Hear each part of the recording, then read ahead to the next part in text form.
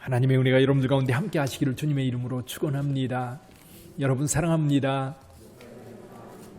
우리 옆에 분들에게도 사랑합니다. 인사 나누시죠.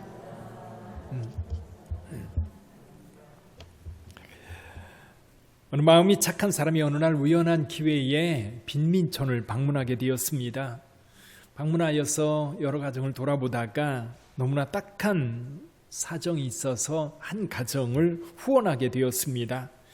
그 사람은 매월 10만 원씩 그 가정에 생활비로 보조해 주었지요. 그리고 그 일을 계속했습니다. 그러던 어느 날 그 달에는 너무나 경기가 좋지 못해서 경제적으로 많이 어려웠습니다. 그래도 이제 안 보낼 수는 없어서 이제 5만 원만 이제 보냈습니다. 그러자 며칠 후 그 사람으로부터 한 장의 편지가 날아왔습니다. 편지 내용은 이런 거였어요. 매월 꼬박꼬박 10만 원씩을 보내주셨기에 이달에도 그 10만 원을 쓸 계획을 다 세워놓았는데 예고도 없이 5만 원만 달랑 보내시면 어떡합니까? 선생님 때문에 내가 다른 사람에게 빚이라도 져야 한단 말입니까? 이번에 보내주지 않은 돈 5만 원을 속히 보내주세요. 여러분, 은혜를 은혜로 여기지 않고 당연한 것으로 여길 때 나타나는 현상입니다. 자, 여러분들이 이런 편지를 받았다면 여러분 마음이 어떠시겠어요? 이 마음 착한, 그리고 오랫동안 10만 원씩 후원했던 이 사람이 다음에는 어떻게 행동을 했을까요? 사랑하는 성도 여러분, 은혜를 은혜로 여기지 않으면 그것은 더 이상 은혜가 될 수 없고요. 그리고 결국 그 은혜는 끊어지고 맙니다. 우리가 은혜가 끊어지기 전에, 그렇죠, 저와 여러분들도 지금 많은 은혜를 누리고 있는 줄 믿습니다. 그렇다면 그 은혜가 은혜되게 해야 돼요. 그래서 오늘도 저와 여러분들이 삶을 살아가면서 하나님께로부터 많은 은혜를 받았는데 한번 살펴보세요. 여러분 안에 은혜가 있습니까? 아멘. 혹시 가출한 건 아니에요? 혹시 몰라 떠난 건 아닙니까? 자, 오늘 본문의 말씀에서 이런 말씀을 해요. 1절 말씀 한번 볼까요? 1절에 이렇게 말씀합니다. 우리가 하나님과 함께 일하는 자로서 너희를 권하노니, 거기 같이 한번 읽어보지요. 하나님의 은혜를 헛되이 받지 말라. 아멘. 하나님의 은혜를 헛되이 받지 말라. 자, 이 말씀이 오늘 말씀의 핵심입니다. 자, 사도 바울은 2차 전도 여행 때에 고린도를 방문하게 되지요. 그래서 고린도에서 1년 반을 머뭅니다. 사도 바울이 한 지역에서 오래 머물지를 않거든요. 에베소 교회에서 3년 정도 머물렀다면 고린도 교회에서는 1년 반 정도 머물면서 복음을 전했습니다. 근데 로마로부터 온 아굴라와 브리스길라 부부와 함께 이 직업이 같았어요. 텐트 만드는 일. 그래서 텐트를 만들어 팔면서 열심히 일했고, 그리고 복음도 열심히 전했습니다. 많은 사람들이 바울의 복음을 들었고, 그리고 그 복음을 믿었어요. 그리고 바울이 이제 고린도를 떠나 얼마 있다가 에베소 교회에 머물면서 고린도 교회의 소식을 듣게 됩니다. 여러 가지 문제가 있다는 사실을 안 사도 바울은 그 문제들에 대해서 한 가지 신앙적 답변을 주었어요. 그래서 이럴 때에 이렇게 행동해야 된다. 또 이런 태도를 가져야 된다. 여러분, 고린도 전서를 읽다 보면 1장부터 4장까지의 내용에 어떤 내용이 있어요? 고린도 안에 분쟁이 있었습니다. 그 분쟁을 해결하려면 어떻게 해야 되는지, 그리고 거기에 고린도라고 하는 도시의 특성이 굉장히 음란한 도시였는데 그런 특성이 교회 안에도 들어왔어요. 이럴 때는 어떤 태도를 보여야 되는지, 돈 때문에 성도 간에 분쟁이 생겨서 세상 법정에서 재판을 받게 되었는데 그럴 때 신앙적 응답을 어떻게 해야 되는지, 그런 내용의 편지를 보냈어요. 근데 고린도 교회는 그런 바울의 진심을 받아들인 게 아니라 오해를 해가지고 오히려 바울에 대해서 굉장히 안 좋은 감정을 갖게 되었던 겁니다. 자, 복음을 통해서 은혜를 받았어요. 근데 그 은혜가 은혜되지 못하니까 고린도 교회에 어떤 일들이 벌어졌어요? 지식을 자랑하느라고 분쟁이 생깁니다. 너는 아볼로파, 바울파, 게바파, 그리스도파. 교회 안에 분쟁이 생깁니다. 여러분 교회 안에 파가 생기면요, 이 파는 늘 싸움을 만들어가요. 또 육체적 욕망을 따라 탐욕과 정욕에 빠져 있습니다. 뿐만 아니라 돈 때문에 성도들 간에 분쟁을 벌이기도 했어요. 은혜를 찾아보려고 해도 찾아볼 수가 없는 겁니다. 분명 예수님을 통해서 많은 은혜를 받았어요. 은혜를 깨닫고 은혜를 받았으며 은혜 가운데 있었어요. 근데 정작 성도들에게 은혜를 찾을 수가 없는 거. 그래서 사도 바울은 오늘 본문의 말씀을 통해서 은혜가 은혜되게 하려면 어떻게 되는지 본문의 말씀을 통해서 주시고 있는 거예요. 자, 여러분들에게는 어떤가요? 여러분 가운데에 은혜가 있습니까? 어때요? 은혜가 있다면, 아니면 은혜를 생각하면 먼 옛날 이야기 같은데 몇십 년 전에 붕괴할 때에 큰 은혜를 받아가지고 정말 그때는 뜨거운 마음으로 기도했고 뜨겁게 봉사했고 뜨겁게 헌신했었는데 옛날이요. 옛날이요. 여러분, 은혜는 지금입니다. 아멘. 지금이에요. 지금. 그래서 우리가 복음이 은혜가 되려면, 또 은혜가 우리의 삶에서 우리의 삶 속에 우리를 지배하고 우리에게 진짜 은혜가 되게 하기 위해서 먼저 본문 말씀을 통해서 사도 바울이 주는 말씀이 있어요. 그게 뭐냐면요, 지금이 바로 은혜의 때라는 거. 옛날이 아니라 바로 지금이라는 거예요. 사실 사도 바울은 여기에서 이사야 49장의 말씀을 인용하고 있습니다. 내가 은혜 베풀 때에 너에게 듣고 구원의 날에 너를 도왔다 라고 말씀하면서 보라 지금은 은혜 받을 만한 때요 보라 지금은 구원의 날이로다 말씀하고 있어요. 이사야 선지자가요, 이사야 49장에서 말씀하고 있는 내용은 바벨론 포로로 잡혀갔던 유대인들을 향해서 주시는 말씀이에요. 자, 예루살렘이 죄악으로 인하여 하나님의 징계를 받았습니다. 성은 무너지고 성전도 파괴되고 그 백성들은 뿔뿔이 흩어지고 살아있는 자 몇몇은 바벨론의 포로가 되어서 잡혀와 있습니다. 하나님의 은혜에서 떠난 자들, 더 이상 하나님의 은혜가 그들 가운데 있지 않는 것처럼, 그래서 하나님의 은혜는 다 떠나고 이제 버려진 것처럼 그렇게 느껴질 때에 하나님께서 선지자들을 통해서 말씀하셨어요. 지금이 바로 은혜의 때라는 거예요. 이제 너희의 기도를 듣고 있다는 거예요. 이제 구원의 날이 이르렀다는 겁니다. 여기 구체적으로 구원의 날은 이제 바벨론에서 예루살렘으로 돌아오는 날, 그때가 됐다는 거예요. 근데 바울은 이 말씀을 지금 예수 그리스도를 통하여 주어진 은혜, 그것에 적용하고 있어요. 자, 여러분에게는 어떻습니까? 아까 여러분에게 은혜가 있는지 물었어요. 어떻습니까? 여러분에게 지금이 은혜의 때입니까? 아니면 시험의 때입니까? 어떤 때지요? 어떤 분은 그럴 거예요. 맞아요, 목사님, 저 시험의 때입니다. 전 고난의 때입니다. 뭐 그렇게 응답하실 분도 계시겠지만 다시 한번 생각해 보세요. 자, 예수를 믿어 죄사함을 얻었습니다. 예수를 믿고 하나님의 자녀가 되었습니다. 예수 믿고 하나님의 나라의 상속자가 되었습니다. 그리고 우리 안에 성령을 주셔서 성령님께서 우리를 주관하고 우리를 지켜주시고 우리를 이끌도록 하셨어요. 그렇다면 여러분들은 지금 은혜 가운데 있는 줄 믿습니다. 여러분들은 지금 은혜의 때에 살고 있는 거예요. 자, 은혜의 때라고 한다면 사도 바울은 이 말씀을 통해서 먼저 저와 여러분들이요, 지금이 바로 은혜의 때라는 것을 기억해야 돼요. 많은 성도들이 옛날 생각합니다. 처음 성령 받았을 때, 처음 예수 믿었을 때, 그리고 그 열심으로 찬양대 새벽부터 나와서 연습하고 또 때때로 모여서 함께 찬양 연습할 때, 그리고 주일학교 교사가 돼가지고 매주일 학교 앞에 가서 복음을 전하던 그때, 구역예배가 그렇게 기다려지던 때, 성도들이 모여서 봉사할 때면 그렇게 즐겁고 행복했던 때, 슬그머니 핑계대잖아요. 코로나 때문이야, 코로나 때문. 코로나 핑계대지 마세요, 이제는.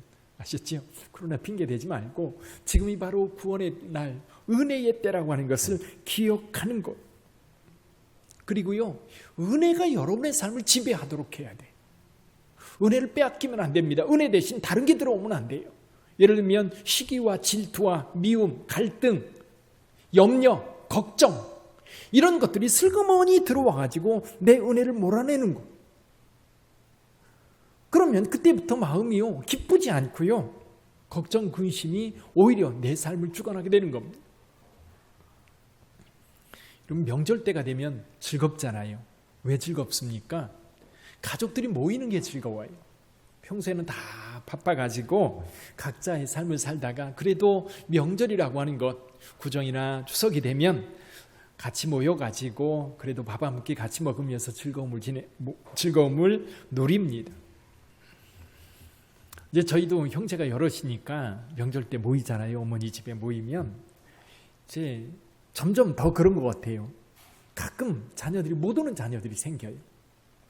그러면 저희 어머님은요, 못 온 그 자녀 때문에 이 얼굴에 수심이 가득한 거예요. 근데 못 오는지 알아요. 그리고 며칠 전부터 못 온다고 얘기도 했어요. 그리고 명절날 아침에 전화해가지고 죄송합니다. 요즘에는 영상 통화하면서 영상으로 어떻게 해요? 세배도 다 해요. 그런데도 걱정하세요.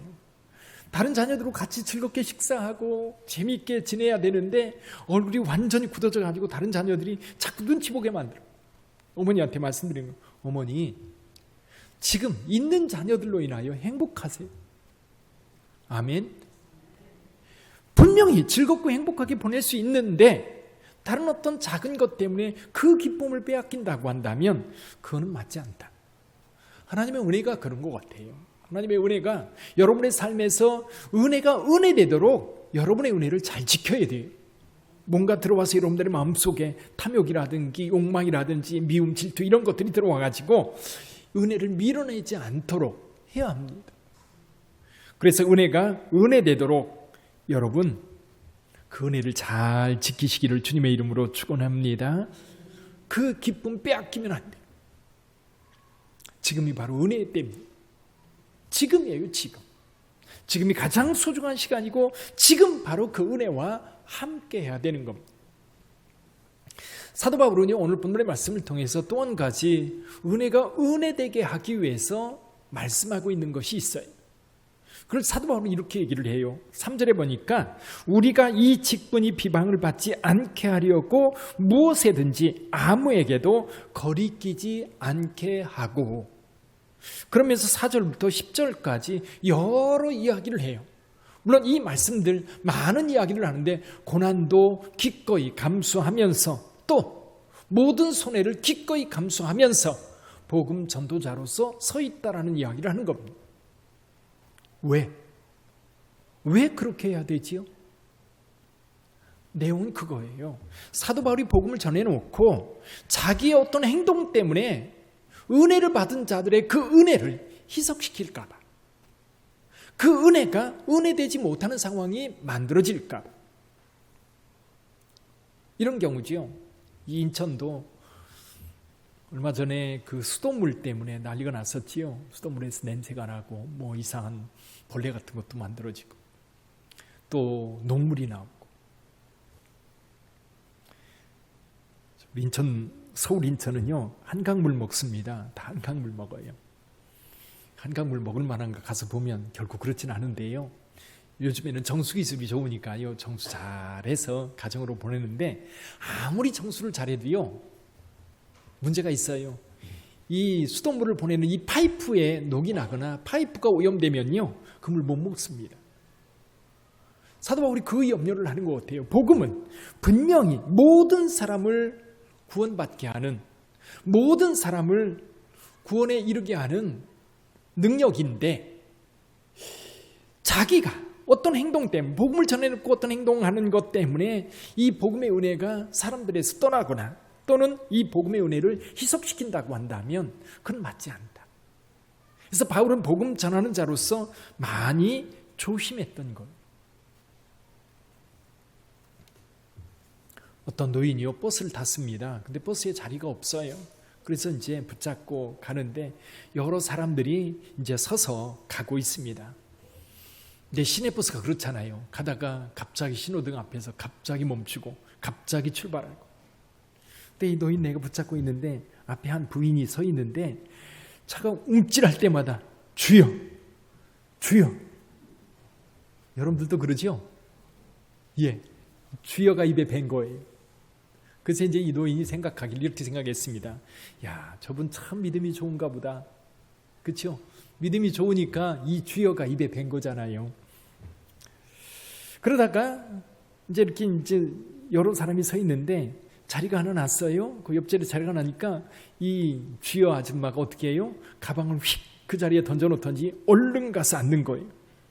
그러면서 뭐라고 해요? 주여 감사합니다. 근데 이 노인이 훨씬 더 노인이 나이가 많은데 이게 왜 쓱 쳐다보고라도 좀 미안한 마음이라도 좀 가질까 생각을 했는데 전혀 아닌 거예요. 그리고 주여 감사합니다.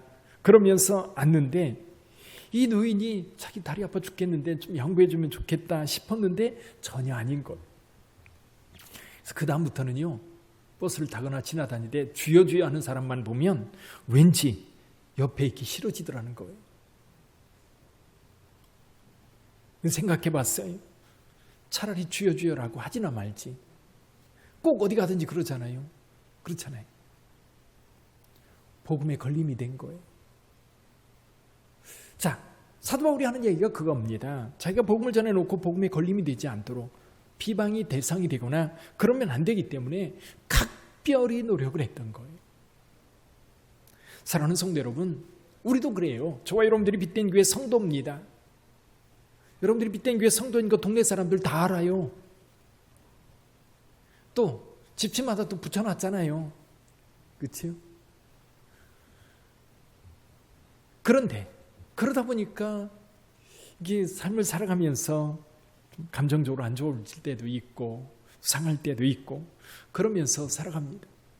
적어도 우리가요. 다른 사람이 하나님의 은혜 가운데 있는데 그 은혜를 좀 지켜주려고 애를 쓰는 성도들이 되어야 되겠다는 거. 사실은 사도 바울이 이 말을 하는 것은 그 다음 얘기 때문에 이 말을 하고 있어요. 세 번째 내용이 뭐냐면 이런 거예요. 복음이 이 은혜가 은혜되게 하려면 마음을 좀 넓혀야 된다. 사도 바울이 먼저 자기 얘기를 하는 겁니다. 자기가 이 고린도 교회 성도들에게 시험 들게 하려고 편지를 쓴 거 아니거든요. 그리고 이 복음은 사실 고린도 교회 성도들이 은혜 가운데 머물러 있을 수 있는 정말 귀한 것이었거든요. 복음의 은혜를 받은 고린도 교회, 그리고 사도 바울이 그들에게 편지를 쓸 때에도 그들에게 상처를 주기 위해서 은혜를 멀리 밀어내기 위해서 편지를 썼던 게 아닙니다. 얼마나 사도 바울이 조심했는지, 얼마나 복음에 방해가 되지 않도록 애를 썼는지 그걸 먼저 이야기를 해놓고 바울이 얘기하는 겁니다. 너희 마음을 좀 넓혀라. 너희 마음 좀 넓혀라. 우리가 은혜가요, 우리의 삶에서 자꾸만 우리 곁을 떠나는 이유가 뭐냐면 주변 상황들 때문에 이 마음이 다른 반응을 하는 거예요. 은혜의 반응을 하는 게 아니라 은혜가 아닌 다른 반응을 하다 보니까 은혜가 자꾸만 가출을 하는 거예요. 그래서 사도 바울은 넓은 마음을 좀 가지라고 이야기를 해요. 고린도인들이여 너희를 향하여 우리의 입이 열리고 우리의 마음이 넓어졌으니 13절 내가 자녀에게 말하노니 보답하는 것으로 너희도 마음을 좀 넓혀라. 너희도 좀 마음을 넓혀라. 마음을 넓힐 때에 좀 시험 들은 이야기가 와도 그냥 마음에서 수용이 되고 여기에서 정화가 되는 것. 사도 바울은 빌립보 교회 성도들에게도 이렇게 얘기해요. 너희 관용을 모든 사람에게 알게 하라. 그러면서 넓은 마음, 그 마음이 어떤 마음이에요? 예수 그리스도의 마음. 그래서 빌립보서 2장 5절에서 말씀합니다. 너희 안에 이 마음을 품으라. 곧 그리스도 예수의 마음이니. 예수님의 마음. 어떤 마음이에요? 관용의 마음, 겸손의 마음. 그래서 바울은 예수 그리스도의 마음이 바로 겸손의 마음이라고 이야기합니다. 여러분, 물은요 높은 곳에서 아래로 흐릅니다. 은혜도 그렇다고 봐요. 은혜도요 높은 곳에서 아래로 흘러요. 그러니까 우리가 높이 올라가면 은혜가 없어져 버려요. 근데 우리가 낮아지면 낮아질수록 거기에 은혜가 풍성하게 되는 거예요. 사랑하는 성도 여러분, 여러분들의 은혜를 지키시기를 바라요. 그러기 위해 사도 바울은 한 가지 방법을 가르쳐 주는데, 마음을 좀 넓히라. 마음을 좀 넓혀라. 아시시의 프란시스가요, 하루는 그 수도원을 제자들에게 맡기고 출타를 하게 되었습니다. 프란시스가 없는 사이에 그럼 이 수도원에 거지들이 찾아온 거예요. 거린들이 찾아와가지고 좀 도와달라고 한 겁니다. 평소에 아시시가 하던 것처럼 제자들이 그들에게 양식을 하나 쌓아 주었습니다. 근데 이 거린들이 이 양식을 받아가지고 가면서 이 땔감을 많이 훔쳐가지고 간 거예요. 그때 당시에는 양식보다 땔감이 훨씬 더 비쌌던 때라고 해요. 땔감 구하기 어려웠던 때였는데 이 제자들이 화가 난 거예요. 아니, 양식을 줬으면 감사함으로 가야지. 아니, 땔감까지 훔쳐가지고 가? 이 화가 난 제자들이 쫓아가 가지고요, 양식도 땔감도 다 빼앗아 왔던 겁니다. 그런 후에 프란시스가 온 거예요. 와서 이 상황에 대해서 보고를 받게 되었습니다. 프란시스는 화를 내면서 다시 가서 양식과 땔감을 갖다 주라고 이야기를 했던 거예요. 그러면서 이렇게 얘기를 했다고 그래요. 양식만 주면 무슨 소용이 있느냐? 이 양식이 양식되게 하려면 땔감도 있어야 되는데 같이 주지 않고 오히려 그 훔쳐갔다고 가서 빼앗아 오면 어떻게 되겠느냐? 그 뒤에 결과는 어떻게 됐는지 아시죠? 그 거린들이 바로 프란시스의 제자가 되었다는 것. 마음이 넓어진다는 건 그런 것 같아요. 한 번은 프란시스의 제자들이 프란시스에게 물었다고 합니다. 세상에서 누가 가장 악한 사람입니까? 프란시스는 주저없이 이렇게 대답했지요. 내가 바로 세상에서 가장 악한 사람입니다. 아니, 세상 사람들은 선생님이 가장 선한 분이라고 하는데 어째 가장 악한 사람입니까? 프란시스 이렇게 대답했지요. 내가 받은 은혜를 다른 사람들도 동일하게 받았다면 아마도 다른 사람들은 나보다 10배 이상 착한 사람이 되었을 것이다. 내가 그렇게 많은 은혜를 받았음에도 불구하고 이 정도 착한 사람이라고 한다는 것은 결국 내가 가장 악한 사람이라고 하는 이유입니다라고 대답했다고 그래. 이달의 경건서적이 어떤 건지 혹시 아세요? 뭐 앞에 있으니까 정답은 미리 가르쳐 있으니까. 책 제목이 위로입니다. 위로. 마르바 던이라고 하는 사람이 쓴 책인데 혹시 읽어보셨어요? 좀 나이가 드셨어도요, 가끔 이렇게 경건서적 한 권 사가지고 한 번쯤 읽어보세요. 여러분, 성경만 너무 열심히 읽다 보니까 경건서적을 좀 소리하는 경향이 있는데요, 경건서적도 여러분들이 좀 가끔 읽으면 굉장히 뭐라 그럴까요? 좀 여러분의 영성이 풍성해집니다. 이 마르바 던이요, 이 위로라고 하는 책 속에 있는 내용입니다. 한 번은 자기 집을 좀 어려운 사람들에게 내어준 거예요. 그래서 사람들을 돕는 사람, 이게 돕는 사역에 자기 집을 내어주었는데 한 번은 집 나온 소녀가 있어가지고 자기 집에 데리고 있었습니다. 그런데 몇 달 동안 보살펴주고 있었는데 이제 그 소녀가 공립위기센터라든지 학교에 가서 엉뚱한 얘기를 한 거예요. 이유는 이런 거였습니다. 이 소녀에게 더 좋은 환경을 만들어주기 위해서 알아보고 있었는데 그것에 대해서 이 소녀가 여기저기 다니면서 이제 욕을 한 거지요. 하루는 아침에 경건의 시간을 갖고 있는데 전화가 왔어요. 성난 목소리로 전화가 와가지고 이 소녀에게 잘못하고 있다고 여러 가지 이유를 들어서 이야기를 하는 거예요.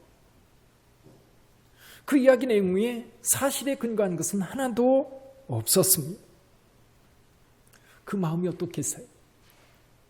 서론에서 예화를 들었던 내용과 비슷할 거예요. 선을 행하였는데 여러분, 이 선을 행한 것이 오히려 악으로 돌아올 때, 오히려 비난으로, 오히려 욕으로 돌아올 때 여러분들의 마음은 어떻겠어요? 저도 생각해 보면요, 마음이 넓지 못했던 것 같아요. 그때 화가 나고 당장 끊어버리거나 더 이상 그 사람하고 관계를 하지 않거나 그럼. 근데 마르바도는 하루 종일 이 문제 가지고 묵상하다가 하나님의 말씀을 하나 붙잡았어요. 그게 뭐냐면 나는 당신의 손안에 나의 영을 의탁합니다. 시편 31편 5절 말씀에 그 말씀을 붙잡고 하나님 앞에 기도한 거예요. 주님이 그 상황을 주관하여 주셔서 내가 상한 자존심으로 반응하지 않기를, 그리고 그 소녀를 돌보기 위해 많은 돈과 시간과 기도를 투자했지만 그 은혜를 감사할 줄 모르는 그 소녀를 대적하거나 나 자신을 변호하려고 열심히 반응하지 않기를 하나님 앞에 기도했다는 거예요. 이 이야기를 읽으면서 무슨 생각이 드느냐면요. 마음을 넓힌다는 게 이런 거구나. 마음을 넓힌다고 하는 게 이런. 어떤 사소한 것 때문에 내 마음이 상하고 사소한 것 때문에 내 마음이 지치고 그리고 상하여서 그렇게 반응을 하는 거예요. 그러다 보면 우리 안에 있는 은혜가 떠나는 거예요. 핵심은 그겁니다. 사랑하는 성도 여러분, 여러분 안에 있는 은혜를 지키시기를 바래요. 여러분 안에 은혜를 지키는데 우선은 우리의 마음이 넓어져야 은혜되게 할 수 있어. 또 다른 사람에게 있는 그 은혜도 지켜주셔요. 여러분 때문에 그 사람의 안에 있는 은혜가 가출하지 않도록 지켜주세요. 이게 성도들 간에, 그리고 우리 그리스도인들이 갖춰야 될 덕목 아닐까요? 사랑하는 성도 여러분, 저와 여러분들은 은혜를 입은 자들입니다. 은혜 가운데 있는 자들이 그 은혜가 여러분 삶에서 떠나지 않고 지금 그 은혜를 풍성하게 누리는 우리 빛된 공동체 되기를 주님의 이름으로 축원합니다. 기도하겠습니다.